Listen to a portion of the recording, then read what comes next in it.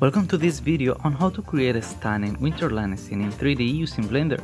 Even if you're a complete beginner, I'll show you how to design your scene, mix photos and 3D objects, export a smart mask and much more. I chose this picture because it has a particular and dynamic angle. The key to make it realistic is to have all the camera settings into Blender. There's a free add-on called F-Spy. It is free and super quick. It will give you the option to drag and drop the image you want to use. This picture only has one vanishing point, so I chose that in the drop-down menu. Blender only uses the Z-axis to determine the height, so I will use the Z and the Y-axis. Simply adjust them by color to match the most recognizable elements of the photo. In this case, we have the poles, and the leg of the kit will give us enough information. Once everything matches, we can save the project and import it into Blender. And just like that, most of the hard work is already done for you. Your camera settings already contains the sensor size, focal length and aperture. And it also has the correct camera position to match the photo. Click on Add Images and add images as planes. Make sure to select Shadeless to have more control on the photo individually. Let's talk about the slide that we will use. If you're a beginner, it is better to find a good source of free 3D assets and avoid the hassle of modeling from scratch. SketchUp is a great site to get high quality models, both free and paid. You can download one of the free models, but in this case, I couldn't find anything that had the style that I had in mind, so I decided to model it myself and share it here. It took many hours and iterations, but I finally have something that matches the style I was looking for. I put them together in a package that you can get from Gumroad. As you can see, I created some traditional styles and some others with a modern touch. If you don't feel like buying the whole package, you can also download the free sample of the model that we will use in this video for free. Let's drag and drop the modern slide and place it under the boy, roughly matching his angle and position. A quick tip to help with this is to look for straight lines. In this case, the line formed by his leg to match with the angle of the slide. Once everything matches correctly, we can start building our scene, starting by the plane floor. Press Shift A and add a plane. For the snow hill, I added one ball and duplicated a couple of times to create a sense of depth.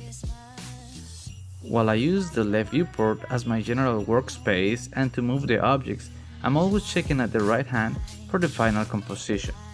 In the blend file, I also model and texture a couple of gift boxes. You can always create yours from scratch. The ones that I provided are already optimized to work faster because they are using the same texture.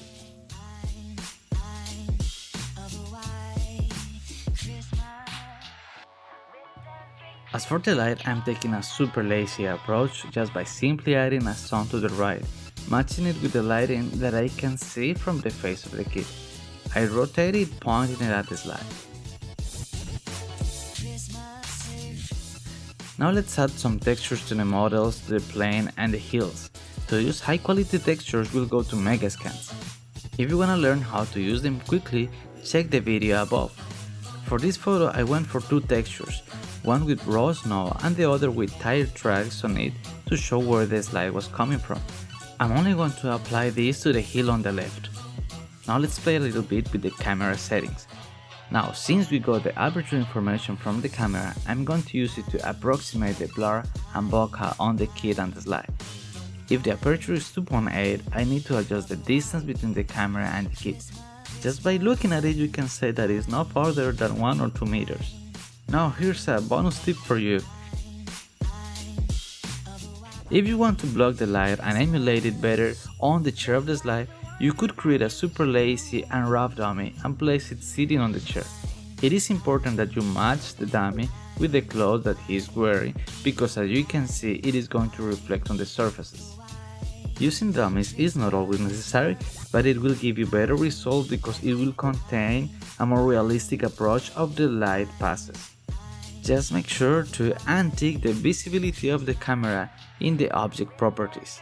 Now, to give the final touches to this image, I'm going to do the post-processing in Photoshop. We could do it in Blender, but it is faster and much easier to do it in Photoshop. We will build on the renders that we have and adjust the light created. In the post-processing part, I was having some issues selecting the objects to separate them and mask them.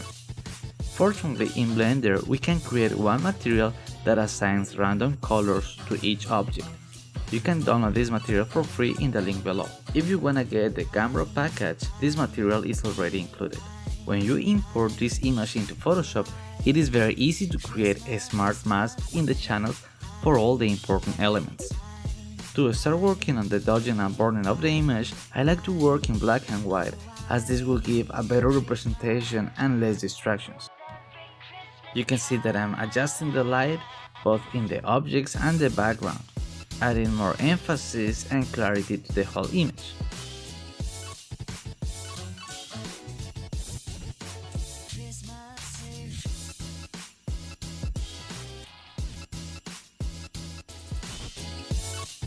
As for the final touches, I'm adding some additional strands of hair to improve the masking of the kid. I had a couple of stock images of flying snow and dust. I'll place them below the slide to give the sense of speed. Finally, in Camera Raw, we can have the final adjustments.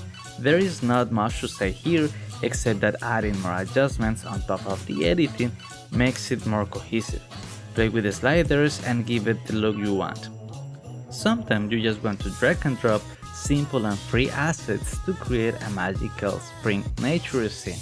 If you wanna learn how to do this, click on the video on the screen. And I'll see you in the next video.